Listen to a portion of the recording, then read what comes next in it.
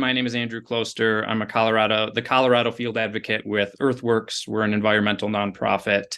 And I will let Josh introduce himself, and he's actually going to carry the first part of this presentation, and then I will jump in a little bit later on here. Thank you, Andrew.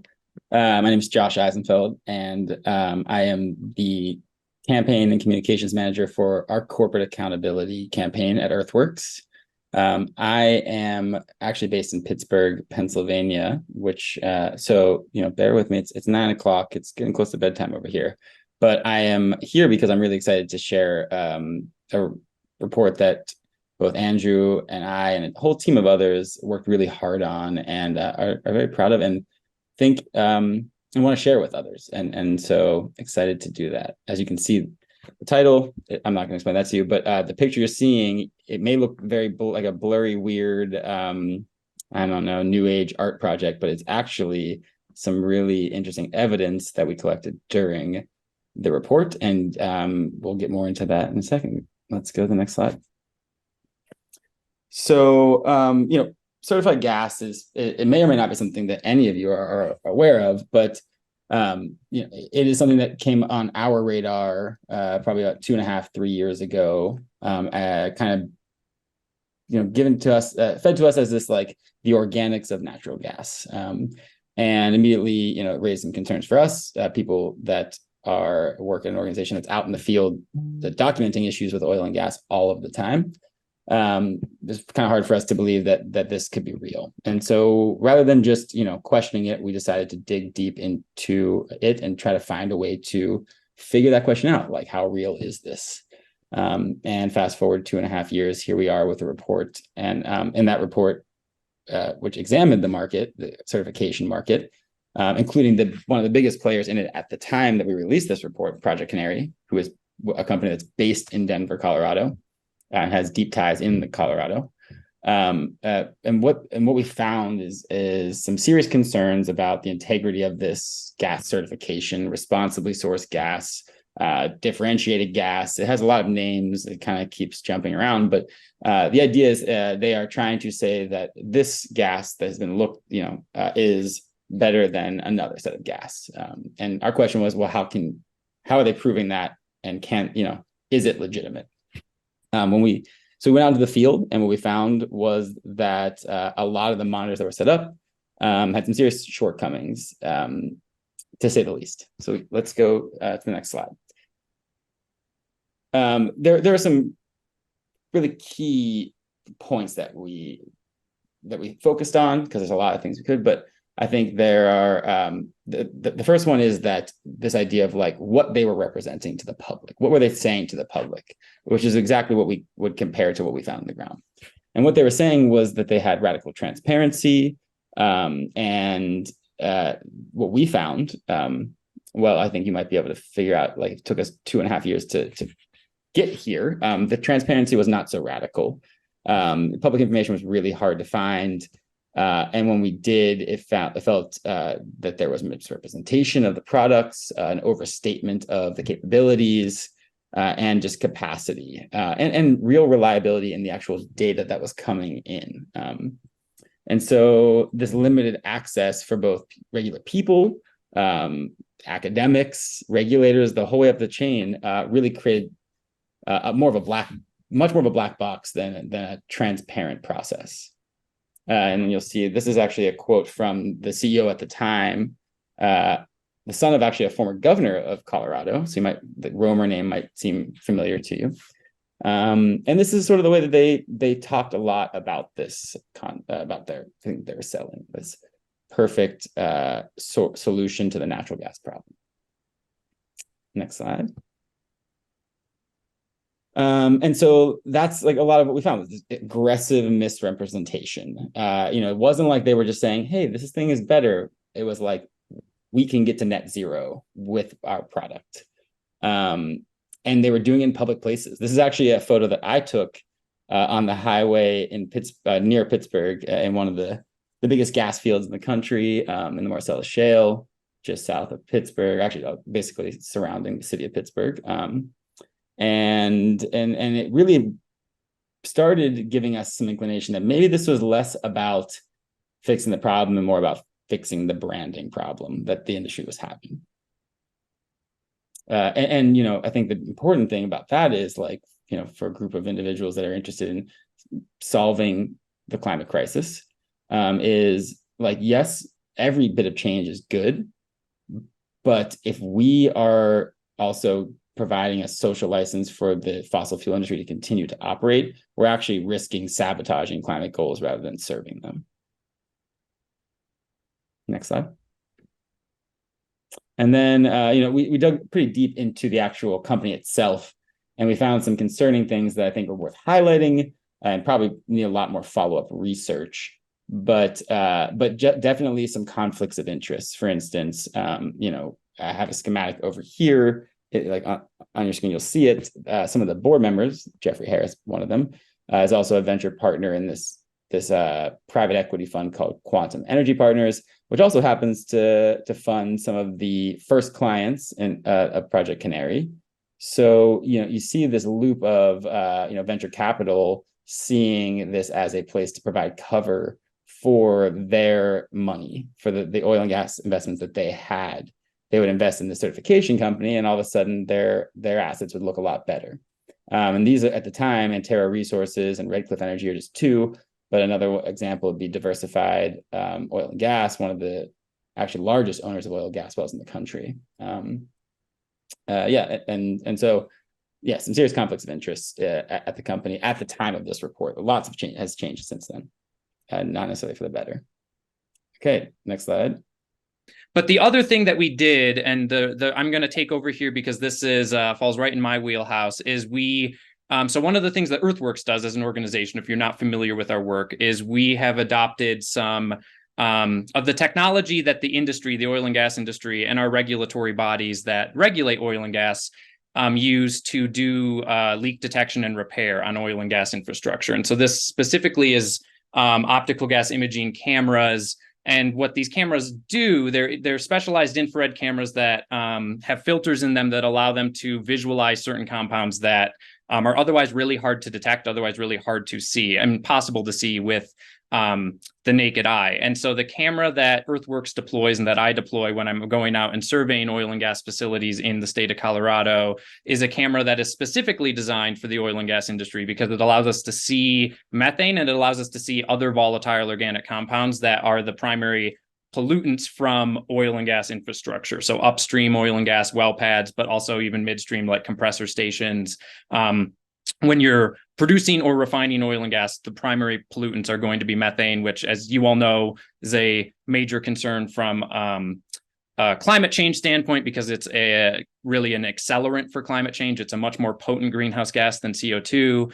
And then there's a whole host of other volatile organic compounds that are pollutants from oil and gas activities that range from things like benzene, which are carcinogens and can have potential acute health impacts, to other things that are less studied in terms of their immediate impacts on people. But the other important thing for us in the Front Range, especially those of us in Denver in the Front Range, is VOCs are ozone precursors. So one of the primary compounds in the formation of ozone is VOCs. So anyways, our camera allows us to see these pollutants.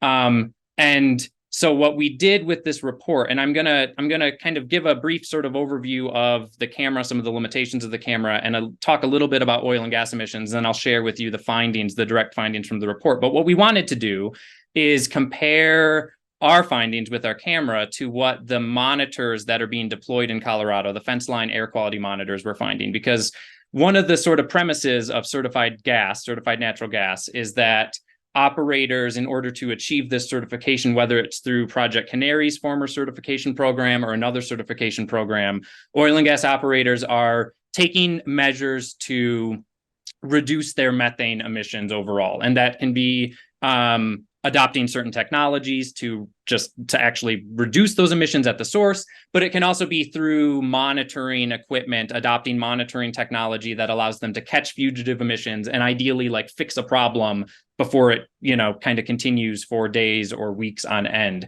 And so one of the reason that we were able to do this work in Colorado, the reason that we looked at Canary, but also other monitors, is because in Colorado, in the fall of 2020, the Air Quality Control Commission adopted rules that require all oil and gas operations, any new well that is being drilled and fracked in the state of Colorado needs to deploy and have an air quality monitoring program during that period of drilling, fracking, and then the first couple of months of production, the first 6 months. And that data has to be reported monthly and made available to the public.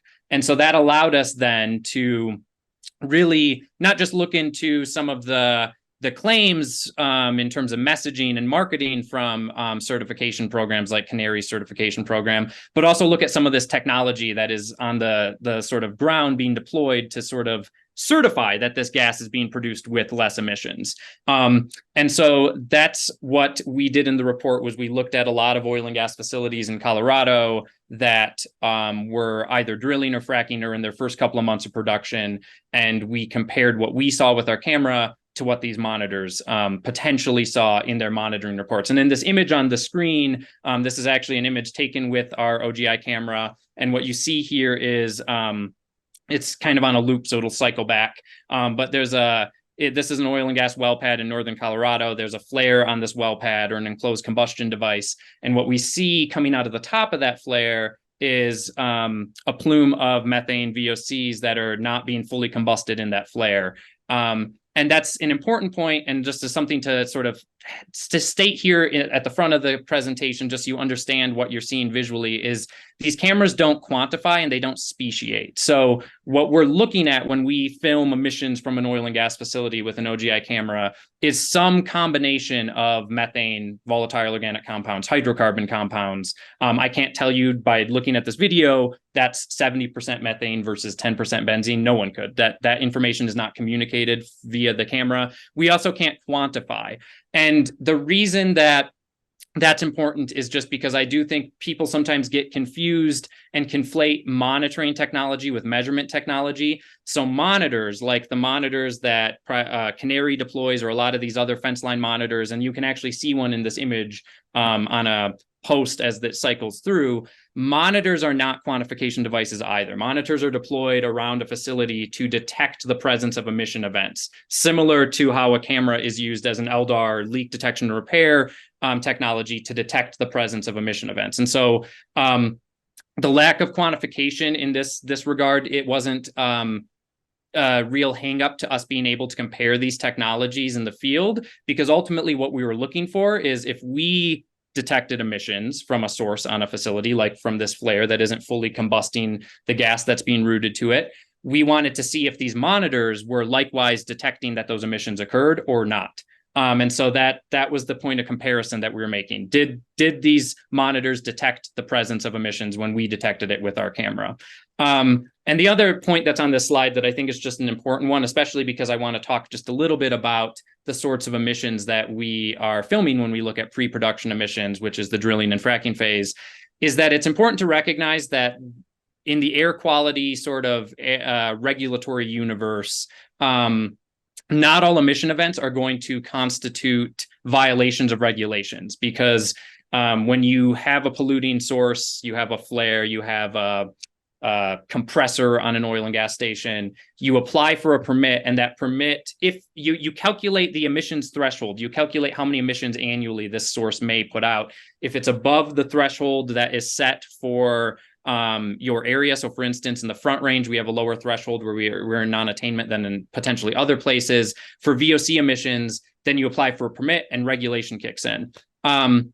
There are also sources, and this is important for pre-production, there are sources on pads that, on well pads that are not permanent sources. They're temporary sources that are hauled in when they're drilling or fracking. Those sources are not ever really they never really fall under regulatory sort of oversight, because they're not permanent sources on a facility. They're stationed, they are temporary sources. They're moved on, they operate for a couple of weeks, couple of months, and then they move off. And so they sort of fall outside of the purview of air quality regulations. And that's just important to recognize, that there's emission events that occur, a lot of emission events that occur, and some of the ones that we'll show you that couldn't really ever violate air quality regulations, not because they may not be concerning from an emission standpoint and the impact of those emissions, but simply because of the way that our regulatory framework is currently designed and how polluting sources are currently permitted or not permitted.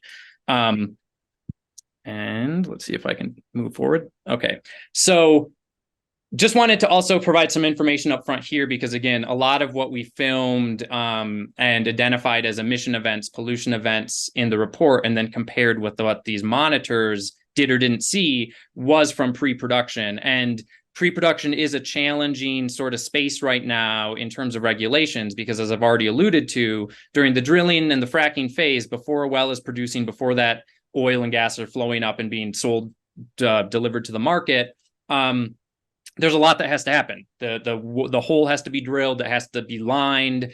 The fracking process can be a very complex process.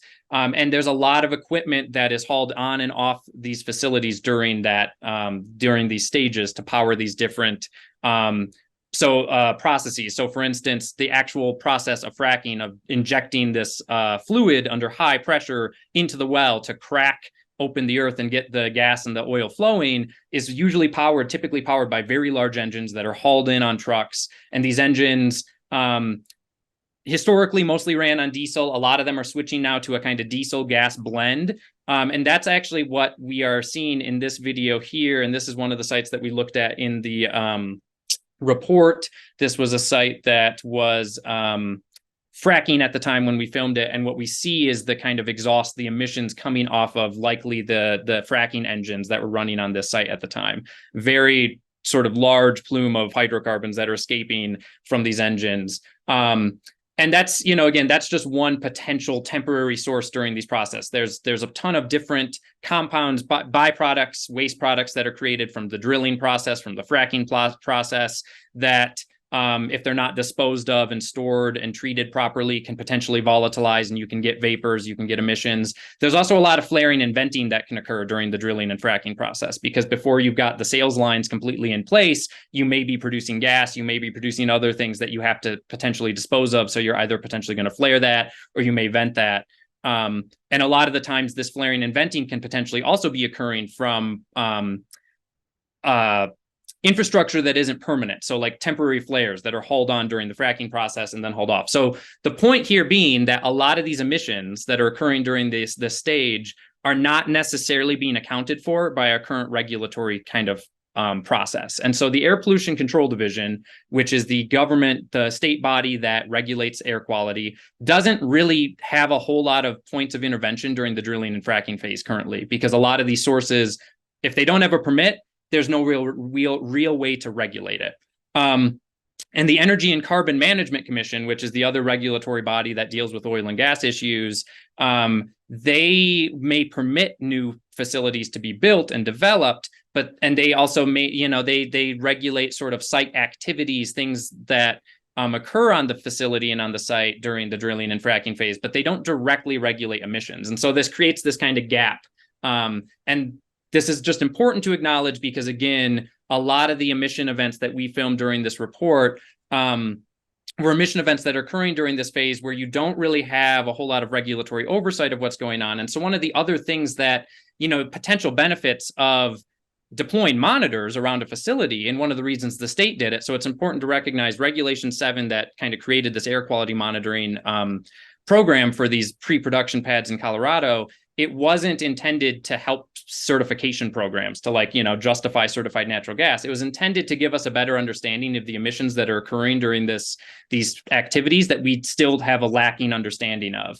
And so there was kind of a dual purpose in our sort of field work in this regard. One, we were able to sort of to really see ground truth, whether or not some of the claims coming out of these companies like Canary were true in regards to what their monitors could or couldn't detect. But two, we also could see whether or not this monitoring program was working in regards to our kind of state, the state's sort of goal of just getting a better understanding of emissions that occur during the pre-production activities. And so this video is one of the sites that we looked at during the report. They had air quality monitors set up around this pad. This is another one. And you'll see on all of these videos, and I can always, during the Q&A, we can always go back to specific slides if people have specific questions, but you'll see that we have text on the videos that displays the kind of time that this video occurred, where it was located. This was another pad that was fracking just between, kind of right on the border between Adams County and Broomfield last year. Another one where you can actually see the heated sort of exhaust stacks from the fracking engines. And then as the camera pans, we're tracking that plume of exhaust and hydrocarbons that are moving away from those fracking engines. But these were the sorts of events that we were detecting with our camera, and we were then sharing with the state. As part of the process, we would film, survey a site, determine whether or not emissions were present, share that information with the state, who'd share it with the operator, and we'd also follow up and look at whether or not their monitors that were deployed detected that event. We'd see how the operator characterized this event, and we'd see if their monitors detected that event. And so now, getting back to our kind of report and the findings, over the course of the 7 months that and this was all last year that we collected the data for this report, over the course of the 7 months that we were collecting data, we visited 75 sites, and some of those were repeat visits to the same site over and over again. But 75 separate surveys, I should say, of oil and gas facilities in the Front Range. And we identified 22 emission events with our optical gas imaging camera. 14 of those were on sites that had deployed Project Canary monitors. 8 were from other brands. There's a lot of different brands out there for these fence line monitors, but they all somewhat similar in terms of their capabilities. They're all deployed in a similar way. And really, the way that this works in Colorado and the way that this has been deployed on a large scale is that operators kind of get to design and implement their monitoring programs, whatever makes the most sense for them. And then the state the APCD, the Air Pollution Control Division, just approves these plans. But what we found, and what's very clear on this slide, is that in every instance where we identified an emission event, regardless of the source, regardless of if it was a site in pre-production or a site in production, there was a complete and utter disconnect between the emission events that we filmed and identified with our camera and shared with the state and what the monitors actually saw. So, we had to follow up. These monitoring reports weren't immediately available. We had to do open records requests with the state a couple of months after the fact, and then see what these monthly monitoring reports from these monitors showed or didn't show. And in none of the cases where we filmed emissions did the monitors show any evidence that an emission event had occurred. And so in some instances, I think that was more concerning than others. And so this video on the slide is one that I would say is probably the most significant emission event we filmed during the course of collecting data for this report, because what's happening here, it's a little hard to see, but there's a row of tanks there. And what you see that looks like black smoke, that is, so OGI cameras are infrared cameras. And so they can also kind of detect the colors that you see, whether it's grayscale or some of those colors that I showed in the last scale. Those are an indication of a temperature gradient. And when it's in grayscale like this, the darker the color, the cooler the relative temperature of that thing in the frame. And so the emissions that are coming off of these tanks they look like black smoke because these are unheated, untreated, uncontrolled methane VOC emissions just being vented out of a tank. There's no combustion that's occurring. There's no attempt to control these. This is just a classic venting event. And it's a pretty significant one because, again, even though we can't quantify this, the fact that we could film this from about a quarter of a mile away across this farm field, you can see the agricultural equipment in the kind of medium field view, and then the tanks are set further back. You can also see a roadway back there and how small the cars are.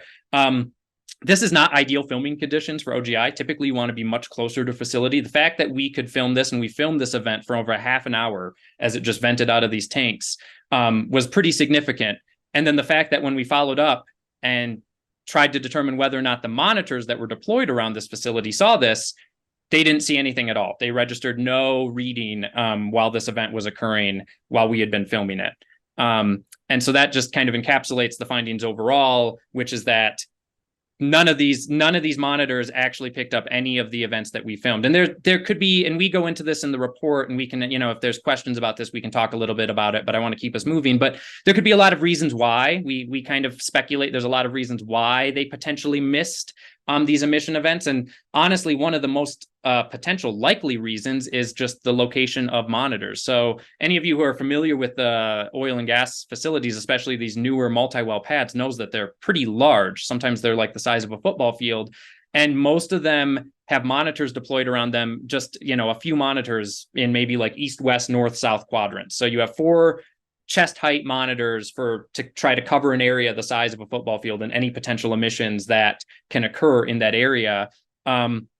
there's a potentially high likelihood that something occurring, if the wind isn't carrying it right over that monitor will never be any, none the wiser that this emission event was occurring. There's also potentially other reasons why this could be, but again, we can go into that in more detail if people have more questions. But to keep us moving along and to get through our slides and kind of reserve as much time as possible for dialogue and questions, just wanted to also share here before we get to kind of some of our overall conclusions and recommendations for certification that we've been continuing to follow up. So all of the data that is included in our report was from last year, but I've been continuing to do surveys all of this year of facilities with air quality monitoring, which accounts for an additional almost 67 surveys of 33 sites and an additional 24 emission events that I have recorded. And so we are still in the midst of, we have pending records requests out to kind of obtain some of this monthly monitoring data. And we're not exactly sure what sort of follow-up we're going to do with that. We're not going to publish another report, but we might, we'll find a way to share that somehow. And so, if you're interested, we'll definitely share that with you all as to what the findings are. I don't expect it to be much different than what we found with our initial round of surveys, because nothing has substantively changed in terms of how these monitoring plans are being deployed, and these monitors are being deployed in the field. But that's just to sort of flag for you all that we will have some additional follow-up in terms of the field data. And then I also think it's important to recognize, too, that since our report came out, there's been some encouraging movement at the state level, at the Air Pollution Control Division, in regards to, I'm sure if you're aware of kind of some of Colorado can be difficult sometimes because we have a marathon of rulemaking that constantly is happening in the oil and gas space. But if you're aware of some of the rules that were discussed earlier this year in July during the summer around our methane intensity program and some of the greenhouse gas emissions reductions goals for the oil and gas sector, the conversation was really centered on getting verifiable measurements for the first time of emissions from oil and gas facilities. Because as I said, most air permits still presently are not based on measurement. There's not really a whole lot of measurement that's occurring. It's based on estimation, calculated sort of emissions. And so the rules that were adopted in July are going to require, for the first time, operators to actually do some measurement of their emissions in order for us to get a better handle on the kind of overall methane emissions from the oil and gas sector and hold them to these kind of intensity standards that are going to be operator specific under this methane intensity program. The important thing here, though, is that one of the things that we pointed out in our report was the lack of regulatory oversight in regards to, this monitoring is occurring. Operators are referencing the monitoring that is occurring, these air quality monitors that were occurring under this former rule that was adopted, as showing that there weren't as many emissions from pre-production. They're using it to justify certified natural gas kind of like claims. There was a lot of misrepresentation of what this monitoring that operators were being forced to do could potentially mean, without a whole lot of kind of oversight of whether or not that data that they were producing was accurate or even telling us the truth or really representing reality. And so since our report has been published and since we've been talking with the state, we have seen some genuinely encouraging movement in regards to, in this program specifically, which is a similar sort of program, we're asking operators to do some actual measurement for the first time. We saw some real movement in terms of the state acknowledging that there needed to be greater regulatory oversight of this, that we can't allow the industry to sort of like self-police itself, whether it is, measuring for methane emissions or potentially monitoring for fugitive emission events like we were detecting in the course of this report. And I believe I'm going to hand things over to Josh again really quickly. Yeah, thanks. There was a lot, obviously, like we put this report out back in April. The biggest finding was what Andrew just showed to you, that the monitors that this whole certification program was based off of were just not actually catching pollution. In fact, like, to restate again, they never, in the times that we were out and found pollution, the monitors never did. So batting zero. It doesn't say necessarily that they never work, but certainly when we were there, we did not see any evidence that they did work, which raises a lot of questions on the whole process. We put that out in April, and there was a lot of response, both like in amongst the environmental community, but also amongst the business community. and even the company itself. As someone who works in corporate accountability, we put out a lot of reports about companies. It's very rare that they respond, and when they do, I think it's telling of the situation. In fact, we also had whistleblowers reach out to us who had worked at the company previously to also confirm what we had found, that these monitors just do not work in the field as stated. And we've been sharing this report with folks for about 6 months now, and just recently we found out that it was announced publicly that Project Canary's had some major shakeups. The CEO, Tim Romer, was actually kind of kicked upstairs, is the term they say. He stepped down as CEO and was kind of forced up to the boardroom. And there is now an interim co-CEO situation there. But also they alluded to the fact that they are going to be moving away from certification as their main strategy. There's been some wishy-washiness since then, I think, for a lot of reasons. One of them being that, like utilities that have like the clients that had like already signed deals to buy their certified gas, didn't really like that statement publicly. And also just that, I think there was again negative response to like the shift away, and they were kind of saving face.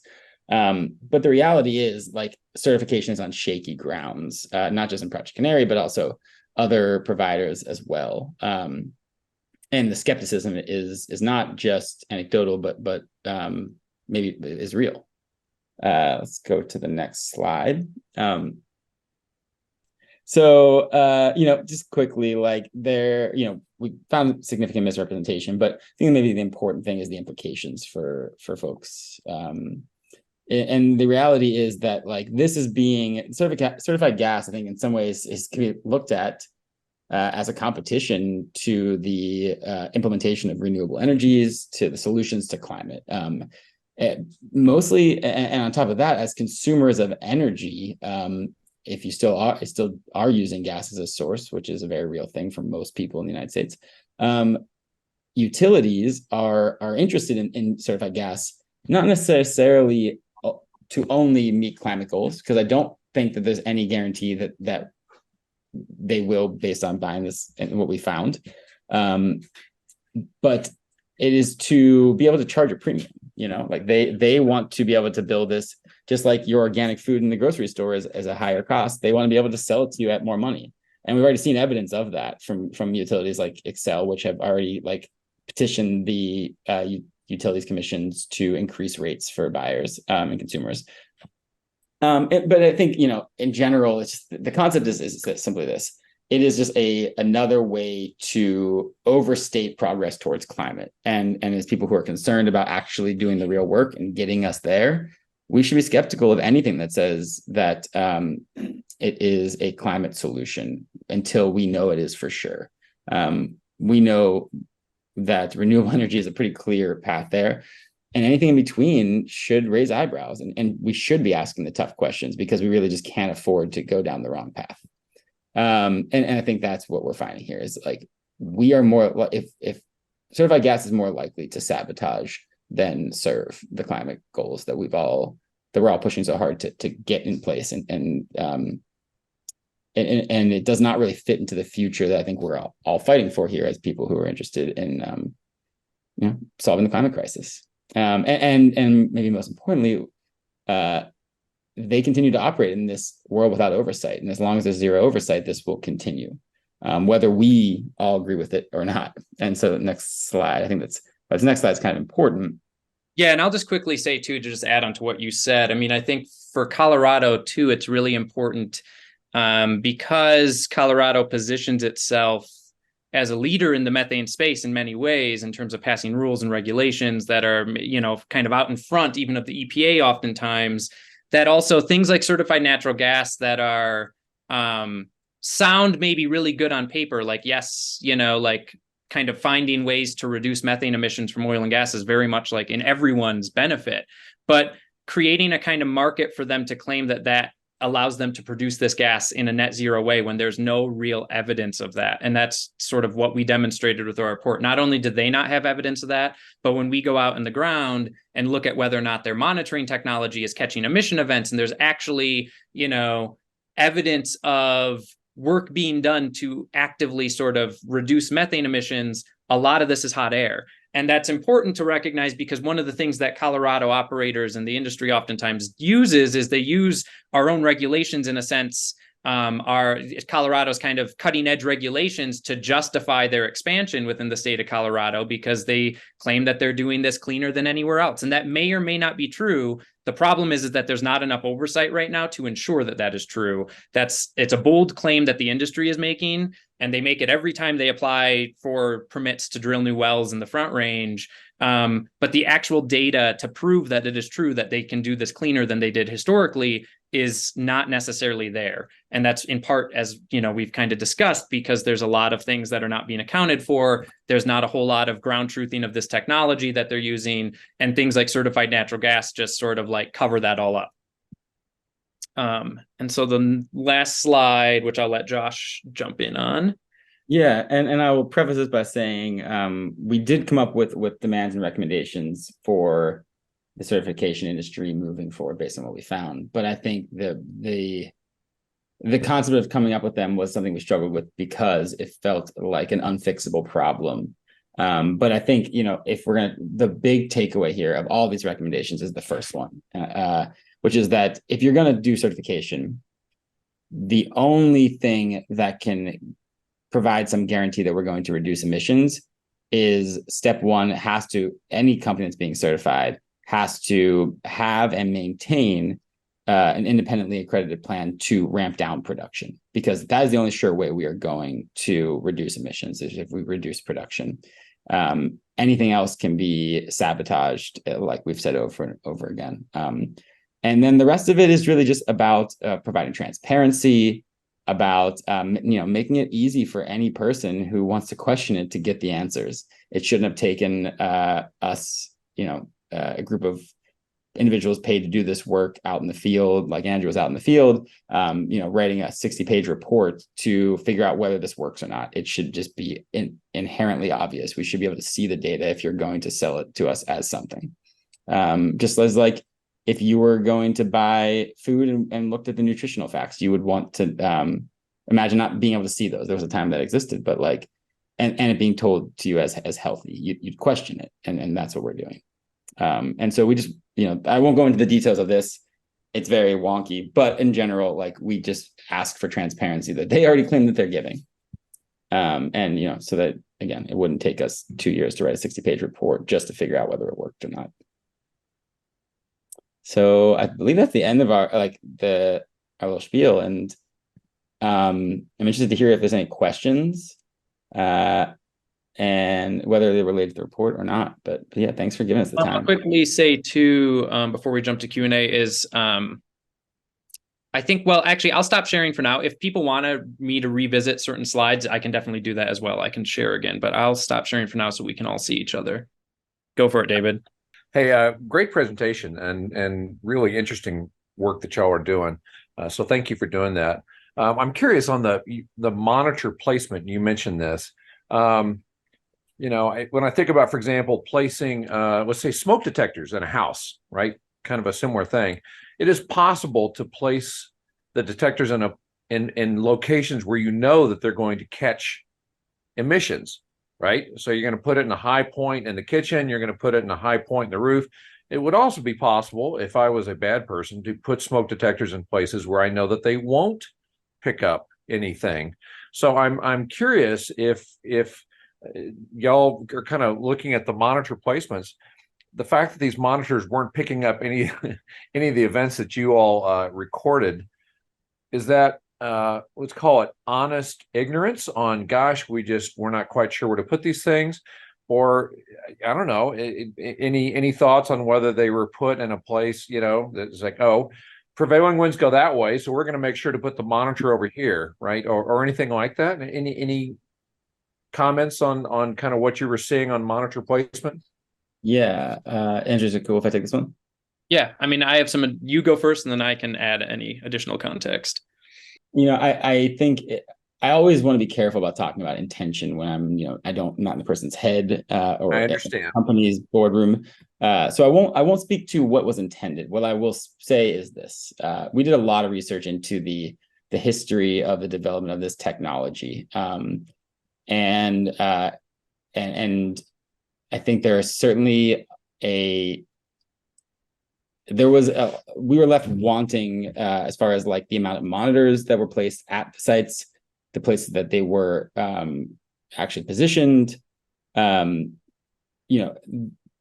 instance, there is no peer-reviewed studies that that Project Canary had to back up that its monitors worked. There were studies that they had conducted themselves and never like published anywhere. And in those studies, they used 8 monitors placed roughly 60 to 10 feet away from sources. In the field, what we found was 3 to 4 monitors, anywhere between 70 to 300 feet away from sources. Prevailing wind data was used, and they spent, often operators submitted, monitoring plans with like a whole 10-page section about how important it was to understand prevailing wind data and why that mattered for their models. And then we find that they were actually using prevailing wind data for a county-wide, like every well site in the county was using the exact same prevailing wind data, as if topography didn't impact prevailing wind. So yes, is the short answer. There is a lot of questions about how these things were placed. I would say if I was someone who wanted to detect and measure and reduce emissions, I would put as many monitors as I could, as close to the sources as I could. And the fact that we did not find that, I think, is very telling as well. Well, and another major challenge, especially with, I mean, you saw some of the images, and if you've just driven in Colorado in the Front Range and seen a pad that's drilling or fracking, they put up the sound walls. They put up those large beige walls to ostensibly it's to prevent sound. It's a kind of a sound barrier, which I think is it's disputable whether or not that is actually super effective at blocking all the sound off, but it does block light and other things. But the other thing it does is it potentially blocks these monitors from the emission sources. So oftentimes the monitors were placed outside the sound wall from all of the sources on the pad that are potentially going to be emitting. And so that raises questions too. You have an obstacle in the way. It's also potentially, I mean, there's the fact that fence line monitors are at, oftentimes they're at the fence line, they're at chest level. A lot of the emission events that I showed you just in these video examples that we shared, if you have a flare stack that's 10, 15 feet tall, the emissions are coming out of the top of that. If something is here at chest level, there's a lot of ways in which emissions could be occurring. And if you're only monitoring, with a few devices in a few select locations, you're just going to miss a whole lot. And that doesn't even delve into the actual sensitivity of the monitor or anything like that. I mean, that's just sort of basic placement and topography and wind. So I think, I agree with Josh, like intention is hard to determine. But there definitely are ways in which you could design monitoring plans where it's highly likely that you're probably not going to ever find anything all that concerning because your monitors are never going to pick anything up. Ideally, that is why the state approves and checks these plans. But I think what we found when we found plans that were just copying and pasting data between well pads that were, 15 miles apart, I don't know how thorough that checking process was. It feels to me in a lot of ways, it may have just been a checkbox that was being checked rather than a thorough investigation as to whether or not, this monitoring plan is going to result in really effective kind of data. How has the state responded to this, I'll say, derogatory information that's questioning the monitoring techniques of these producers? I'll quickly jump in and then Josh, you can add. I think you go for this one.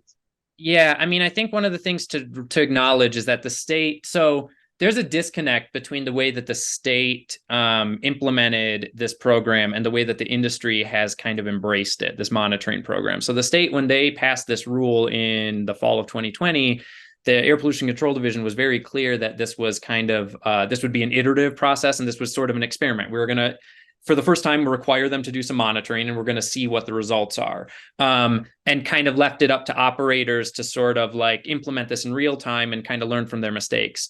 The problem is there really hasn't been that process of like step back, learn from our mistakes. And operators in the meantime have, because they've been forced to sort of deploy these monitors, have been, I mean, if you've been in any hearing recently or any permitting sort of hearing, they reference this monitoring all the time as this health protective measure that they have adopted to ensure that emissions are not occurring, or, you know, rampant emissions have been reduced. So they've kind of taken what was intended as a sort of iterative, like we'll see what we can find, like regulation, and turned it into a kind of marketing technique, almost like greenwashing thing. And so the state, I mean, we've had some conversations with folks at the APCD, and I know they have similar concerns about the data that's being produced.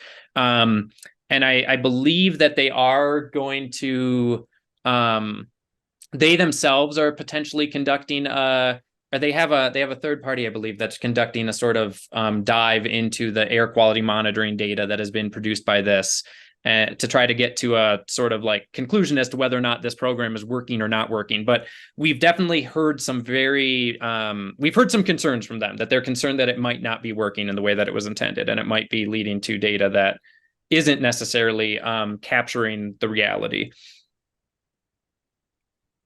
I'll draw attention to Josh posted an interesting photo. Yeah, I don't know if, like, I was trying to say to you, I can only share with just you, Greg. So I was hoping someone who has, unless everyone else can see it, but it just says direct message for me. But I want to show a picture of what Andrew was talking about, this 30-foot sound wall and 6-foot monitors, which I think is a great illustration, Andrew. Like, you know, to answer the question that David asked, is like, there was just some like questionable placement, but then there was just some like clear negligence. Like, you definitely knew that sound wall was going to block all of this. And then, you know, that image that we showed at the very beginning, I think it shows a very clear illustration too, of just the monitor, the smoke going right over the monitors, or the emissions going right over the monitors. I don't think anyone can see that except from, I can't see it either. I was hoping that one of you would download it and share your screen, or send it to everyone. Josh, I think you can share your screen, can't you? I don't think so. Let's see. I don't think Josh No, is. I cannot. It says host is disabled, participant screen sharing. Here, I can. It's also in the report too. But I think it just wanted to, while you were talking about that, I like went and dug it up. So I want to make sure everyone saw that. Any other questions? I have one question, but this is the first time I've ever seen an OGI camera or FLIR camera, which made me wonder. Used to own a Subaru, always talked about zero emissions. If I were to like look through the camera at the emissions of a Subaru, was that going to look really different than a Toyota or something different like that? So, well, it's important to know. So there's different cameras. So there are FLIR cameras, there are gas finding cameras that see CO2 emissions. So you wouldn't, from a car exhaust, you wouldn't be seeing methane, you'd be seeing CO2. Sure. So it's we haven't really played around too much with CO2 cameras. I mean, I did rent one for a hot minute, but most of our cameras are all methane detecting cameras. But it is an interesting question as to like what kind of cars would look like through a CO2 sort of camera.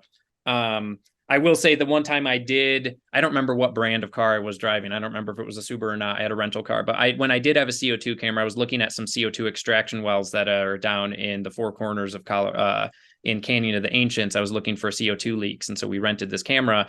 And one of my strategies sometimes when I'm out and about with our methane camera is I'll pull over on the side of the road, because, when I'm surveying these facilities, I never trespass. So oftentimes I'm like pulling off on the side of the road and I'll just roll down the window, look through the window. I never have a problem doing that with our methane camera because there's no exhaust from the car that's going to be picked up by the camera. When I tried doing that with the CO2 camera, it was a mess because just idling the car on the side of the road, that exhaust was pooling around the car and I couldn't actually see anything. So it's an interesting question. It's one that these cameras are very expensive and even renting them is expensive, but I would really love to play around more with the CO2 camera because I think it's interesting to sort of be able to ground truth some of these claims, in terms of like, right. Yeah. Okay, thanks. Looks like Jan has a question. Thank you. Hey, Andrew, it's Jan. I have never seen this presentation, but I read the report and it's very sobering and dismaying, and it's discouraging and everything else. But I have spent enough time at the Oil and Gas Commission to know it's valid and accurate. And so what can all of us who are learning this information, what can we do? That is a very good question. I have some thoughts. Josh, do you have thoughts, or do you want me to go first? Yeah, I will speak, not as a Colorado resident, but as a, consumer of energy. But I think first thing is, this should be a bigger picture lesson of like, questioning everything is good. People will always try to, discourage asking the tough questions. I think that's just the world we live in, where like solutions we're also desperate for them. That that can be part of the reason why snake oil is so easy to sell. So I think trust your intuition if you have questions, I think is the first thing. And also just I think a lot of you guys are doing the right things, right? You're here, there are some clear solutions. There are a lot of other things that are not so clear. And I think, pushing for implementation of wider spread, renewable, community-based, that kind of energy generation is really important. And also, I think just like getting involved in anywhere you can, I think is also another very big picture thing that you can do. But I think the reality is like a lot of these things are out of the hands of people like us, unless we're lucky enough like me to get paid to write this report. But even I'm like, I don't know what to do next. We keep pushing for policy change, but even that's hard. So if I'm being real, like I think just keep questioning and keep pushing down the path of what you know is proven is a solution for climate. Well, and I will say in Colorado, so for instance, Excel right now has proposed this clean heat plan that as part of their kind of required sort of mandate to reduce greenhouse gas emissions, part of the equation, and there's I think a lot of things to pick apart in what they propose, but part of it is they have certified natural gas in there as part of this part of how they're going to address greenhouse gas emissions and get the reductions. And the idea being that by getting again, it's sort of buying into this framework of if we're sourcing this gas from operators who are producing it in a more clean way, we're reducing emissions that way. And I think that is something that as Colorado residents, we should raise some red flags, because again, there's no one actually verifying that any of these certification protocols are resulting in less emissions. And that's just, again, it's important to recognize this is just certifying that there's less emissions at the source from the production. This has nothing to do with the fact that fossil fuel still gets then shipped to a consumer who burns it and produces CO2. This is just, there's potentially less methane from just the production of this thing. And so really including that in any sort of equation to like reduce emissions overall from a utility standpoint is kind of you're really buying into, you're cementing, I guess, a future for continued sort of reliance on this product as part of that equation of generating energy. And then there's other things I think in Colorado. As I sort of pointed out, there was kind of a dual purpose in some of our field surveys. It wasn't just that these were operators that were working with Canary, but it's also just in general this monitoring program. I think we've already discussed a little bit, but the primary challenge I think is that this is a program that's being designed and implemented by the industry. It's the industry policing themselves for these emission events, and there's very little regulatory oversight. And there's very little regulatory oversight in general, as I said, of like a lot of these pre-production emissions. We just don't have a very good understanding of most of the emission events that occur during drilling and fracking. And the state will admit that. The Air Pollution Control Division does not have the ability to intervene on these pads during those periods because they don't really have air permits. They don't have regulatory authority. And so we're I think when it comes to rulemakings in the oil and gas space, or just the kind of air quality space in general, one thing that we should all be very cognizant of and always be forcefully sort of advocating for is ensuring that there's regulatory oversight over air quality, that it's not being left up to kind of a self-policing voluntary compliance model, because so much of the air quality regulation right now, the way that our regulations are written, that is kind of the model. The model is these industries, not just the oil and gas, but any really air, in the air pollution space, any industry is ultimately sort of self-policing themselves for these emissions. And they're kind of voluntarily complying with the rules, because we just don't have enough kind of direct oversight of most of these kind of rules that were regulations in terms of how they're being implemented on the ground. And so I think, the other major sort of takeaway from this is, whether it's this monitoring program, whether it's that sort of like, intensity rules and the measurement, or, future sort of rulemakings coming down the pike, the importance is we need to ensure that these sort of measurements, this data that's being produced, and these reductions that we're requiring are actually occurring. We need to, again, if we're going to hit our climate goals, we can't really trust, it seems very foolish and naive to assume that the industry is going to do that. Any industry, oil and gas, any polluting industry, is going to help us meet these goals unless there's some oversight to ensure that they're actually doing what they're supposed to be doing. Just kind of giving blind faith that, these reductions are occurring is not the best strategy. And that I would add one more thing I thought of, as a lot of this group is renewably is either interested in implementing renewables at their own homes or has it already. But if you are someone who does have natural gas as a source of energy, and you get someone knocking on your door or a letter in the mail that says you could buy this gas that's cleaner for a higher fee, let us know, because that is we are interested to see how often that's happening, and that's potentially consumer fraud based on what we've found, and we are interested in making sure that if it is happening, that the companies doing it are being held liable, because that's why we have consumer protection laws in place. Doug? I work in the air pollution control division, and this is what you're saying is exactly right. I mean, it's true for every industry. We do not have the authority to go out and shut people down, basically. And we are permit engineers, we are inspectors. We go out there and we do what we do. We have infrared cameras, and we use them not only in the oil and gas industry, but in other industries as well. And they're very effective. But as you say, they're also very expensive. I think, if I remember correctly, one of them costs like $30,000. So you can imagine, and that's just what I remember. That's the low end, if you're lucky and you got it on sale, okay. Maybe.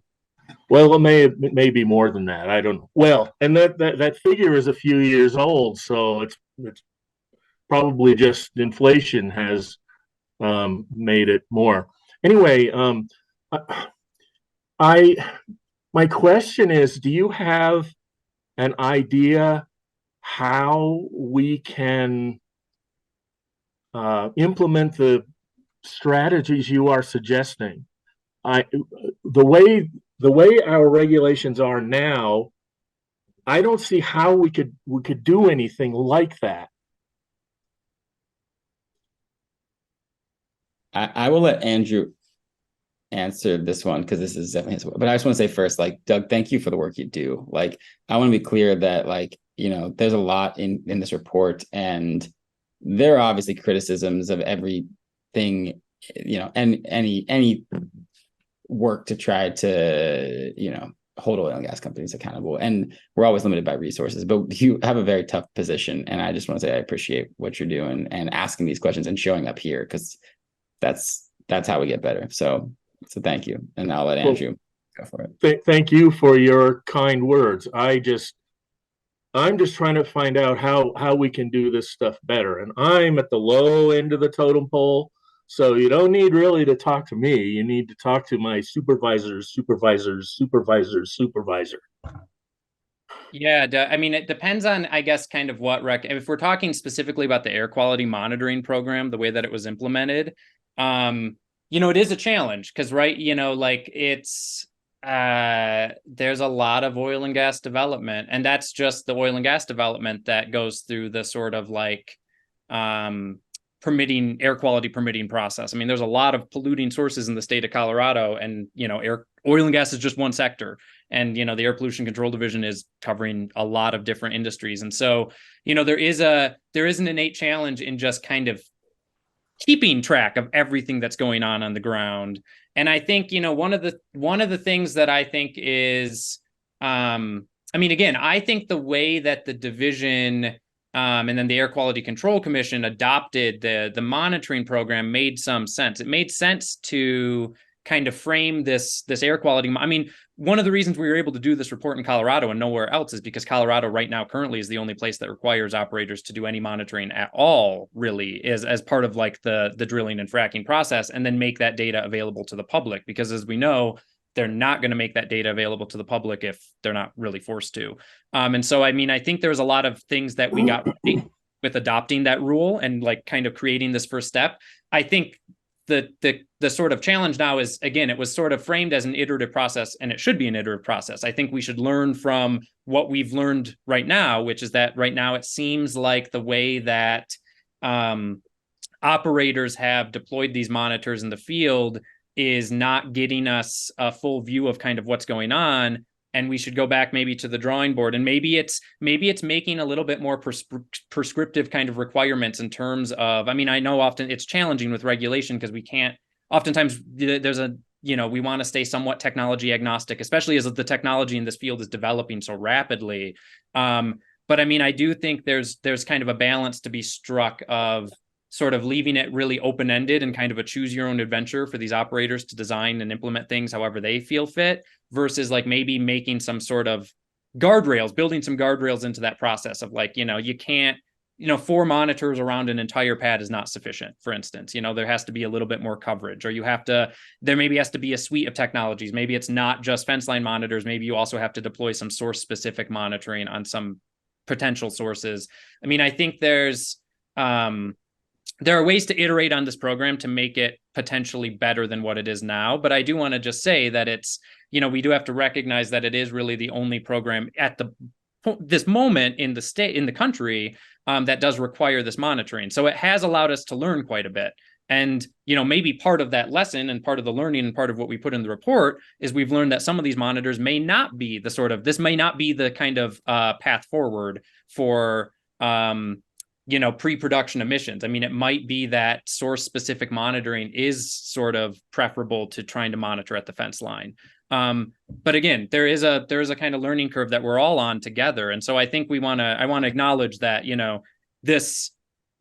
I don't think the implementation of this has been satisfactory in terms of the data that we're collecting, potentially representing reality. I do appreciate that that this program has been in place and has actually required some monitoring from the operators, because again, otherwise we wouldn't have been able to even write this report. So, yeah, that was a very kind of long-winded answer. I mean, if we want to connect as well, after this, I mean, I think I have a lot of thoughts about how, in specific sort of spaces, we could potentially have more regulatory oversight over some of these programs. But I mean, you're right. I mean, on a broad overarching, like, there is a lot of polluting sources in Colorado. There are over 10,000 wells with air permits. There's not nearly enough capacity at the Air Pollution Control Division to fully inspect every one of those wells and ensure that they're doing what they should be doing. And that's a challenge. We rely on some of our counties have contracts with us to do some of the inspecting, but your point is well taken. We don't, they have like 2 or 3 people doing this in all of Weld County. Someone told me one time that Weld County has more wells than all of Saudi Arabia. And this was like 15 years ago that this person told me that. And that kind of opened my eyes a little bit. Now, granted, they're not as big, they're not as productive as the ones in Saudi Arabia, but there sure are a heck of a lot of them. And but one one thing occurred to me that, as you mentioned, we have these regulations in place. Do you think there might be some way to work with the regulations we have? Like, for example, one thought occurred to me that the monitor, it might require a certain number of monitors per well, and it might require them to be within a certain distance from the source. Now, the natural gas companies are going to argue, well, that might provide a danger to our people because these monitors are going to be in the way, and we have to get around, we have to move around on the site, that sort of thing. But do you think something like that might be a worthwhile avenue to explore? I mean, I think, yes, you go, Josh. Yeah, I mean, yes, is a short answer. Like, yes, I think there are some very obvious first steps that could be taken to improve the actual like air quality monitoring program for pre-production and early production. And that's something that we are really interested in talking about. And I feel like there actually was like a study that was commissioned by the APCD about this in tangential, like not related to us, but like was going on at the same time but I think the first thing would be like, yeah, make sure that the wells are, or that the monitors are inside the sound walls when sound walls are up would be a great first step. And yeah, like maybe we should push them to do more wells, more monitors than they're currently saying that they need. But I also think we need to be careful that like, even if we do that, they still might miss this because these monitors were not designed to do what they're using them for. I mean, these are monitors that are designed to pick up changes in ambient air quality, not to be point source pollution monitors. And Doug, I'm sure you like that. That's a big difference. It may not mean much to people who aren't in this world, but like that's a big difference. One is used for health data. One is used for implementation of rules. That's why this cameras cost so much money, right? These monitors are a couple $100, and there's a reason for that. So I think that while I do feel like there's some big things we could do to make it better, I also am cautious because I'm like, I don't want to make it seem like that's the solution. I don't know that would be the solution, but certainly it would be a start. I also think one thing that we saw, and this is applicable to you, is like there were times where Andrew submitted complaints during this process for the things we found, and operators responded saying, well, our monitors didn't go off, so there's not an issue, and that was the end of the conversation. I think based on what we found, there's no reason that like the department, the APCD like should trust those monitors more than OGI that's coming into them from a third party. I'm not saying I'd be biased if I said they should listen to us first. I personally do think they should. I think we have a lot of more experience and like probably we're not the company doing the polluting. But I think at the very least, like it shouldn't be dismissed. I'd love to see it be like a policy within the APCD that like these monitors cannot be used as evidence to dismiss a legitimate claim that's coming in, because that's something we've seen and that's an issue. Yeah, do you know, does anybody at the Air Pollution Control Division have a copy of your report? Yes, for sure. Do you know, can you tell me who it is, or is that not something that we can talk about? I'll leave it to Andrew, but I'll say it's definitely like people all the way up the chain and a lot. And we didn't even actually pass it off to them. They got to them. Okay, good. Yeah, we had conversations. That's what I've been kind of struggling with through this whole presentation, is how do we get this information to the right people and eventually over to our rule writers so that so that it's effective, quite frankly. And another thing, this isn't something I had thought about until you mentioned it, but since the monitors are not really designed to do the work that we need to have done, that's hardly a surprise to me, since Colorado is the only state in the country who's doing this. I can't imagine any company would manufacture this type of thing without some, you know, some sort of financial incentive to it. You know, I hate to keep bringing up problems, but here No, we it's are. it's a real problem. I mean, that's one of the challenges with this is the money involved. I mean, because again, ideally, the best way to especially in this instance where our goal here is to monitor emissions that are occurring, and really ultimately, I would say more so in this instance when it comes to pre-production, because we know it still is a very, like, a lot of the emissions that come from the oil and gas sector that contribute to the ozone issue, for instance, are occurring during the pre-production stage of drilling and fracking. We should really be measuring these emissions, not monitoring them. I mean, really, ideally, that's what we'd be doing, is measuring the emissions that are occurring during this, so we could have a better understanding of how much impact they are having on our ozone issue, on the climate. And so, but that's very expensive. I mean, measuring emissions, and it's hard. It's hard. I mean, it takes a suite of technologies. There's not one technology that's going to be the panacea that's going to give you all the information you need. In order to measure, you're probably going to have to do a combination of, you know, sort of like flyovers, satellite data, source specific measurement. But I mean, the cost is a factor. And one of the reasons that these are the monitors that are being deployed for this monitoring program is because they're the cheapest monitors that you can deploy. And they're not, you know, they're not very sophisticated. They're not quantifying. They're just kind of capturing emissions if emissions happen to sort of float over the canister and they grab it. It's like a more of a fire alarm system than anything else, which is again why we felt comfortable comparing it to optical gas imaging, because, you know, our camera doesn't quantify either. We're just comparing, again, whether or not emissions were even present, whether or not there was even any detection whatsoever. And but ideally, if we really wanted to get a full handle on pre-production and that whole life, that part of the life cycle of the well, when we know that there's still immense emissions that occur, we can film them with our camera. We'd be measuring these emissions. We'd be requiring operators to measure exactly what is occurring during that.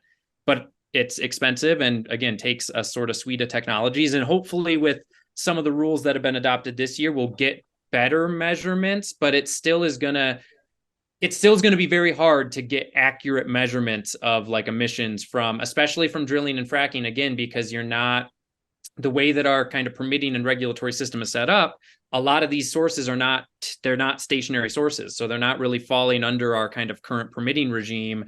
And so it's, you know, how do you actually capture, if that's a fracking engine that you haul on there for a month and a half, how are you actually capturing the emissions from that? Well, how are you modeling that? How are you? Yeah. I'm sorry, I didn't mean to. No, go for it. We do test these engines, especially the big ones. We do require tests on them before, you know, before we, well, not before we. It's part of the permitting process that they have to test. You know, and I'm not a permit engineer, so I'm not sure what the requirements are. But some of the bigger ones do get tested, so we have an idea when they run what kind of what kind of emissions they are emitting. So, but I didn't mean to monopolize this whole no. I appreciate the question. I mean, again, I honestly like a dialogue more than a sort of like really rote Q&A session. So I appreciate this very much. And I'll also, I don't know, Greg, I mean, you have our emails. I can also put my email in the chat. Josh can put his, I mean, because happy to kind of continue conversations or ask. Yeah, why don't you post it right there in the chat if you don't mind. That would be like, you can get it done now sort of thing. Mm-hmm. Whereas I'd have to hunt for Doug's email. Well, this is just an open invitation for anyone on right now. If you want to follow up, you should feel free to. I'm going to put mine in the chat, and then I'll put Josh's in the chat. In the meantime, I'm going to share a comment from Sam Anderson. Where'd it go? Emissions monitoring and oversight is an appropriate use of severance taxes from oil and gas development. Any comment there? Yeah, I did see that comment. And it's, I mean, it's not as if this is why there are ways to generate the money to help build the capacity to do this. We just have been, I think a lot of the times we're reluctant to go that direction, because again, a lot of the regulations, the way that they're passed, they try to be sort of mindful of cost effectiveness, and there's a rationale for that. But it also, again, sometimes ends up being that then the operators are going to do the lowest kind of bare minimum, lowest cost thing, and that's what we sort of saw with these monitors. Yeah. I would also just say, yeah, I in theory agree. Like, we should be using severance tax money that exists. And I'm speaking like in Pennsylvania, we've been talking about this for a while too, but we should be using severance tax money to hold the industry accountable for sure. What I caution is, like, I don't know that there is a technology out there today that would could be used 24/7 to monitor in the way that I think that people would expect, and so that's sort of what this report's about. Like, this idea of like monitoring is a blanket term, but what does it mean? And what people expect it to mean is never what it actually means. So I don't know that severance taxes, unless we're talking about satellites that are running 24/7, looking specifically in Colorado, like, it would be really hard to monitor and catch everything. And I think that's the work that we do at Earthworks, is to highlight that this is constantly happening, and it happens way after the well too. I mean, methane's leaking in our cities when it comes to the utilities that run to our homes. It's everywhere. So yes, it should be used to hold them accountable. I don't know that monitors are I don't know that they wouldn't do much more than just provide them some more like coverage to continue doing what they're doing. They found ways to make it work for them in the past. So, well, that brings us to I want to say, can't say top of the hour now. You say bottom of the hour, 8:30. Anyway, the bottom of our meeting. How's that? Unless you have something, well, I would say you now have our guests' email addresses. If you have a pressing question, this should be continued offline, and we will respect our schedule here. And I want to thank Josh and Andrew for their time and everyone's interest here. Very vital conversation that we need to have in our particular unique needs of our state. So I appreciate it very much. And thank you. Thank you all. Thank you for giving us some space to share this all with you. And if you haven't, I think Josh did put in the chat. Did that go to everyone, Josh? The link to the report? I'll just repaste. That was after, I was given access. And thank you. I am also currently in Pennsylvania trying to figure out like how to get solar panels on my house. So I wish I had a group like this to talk with. You all got something really cool. So thank you. Cool. All right. Everyone have a good night.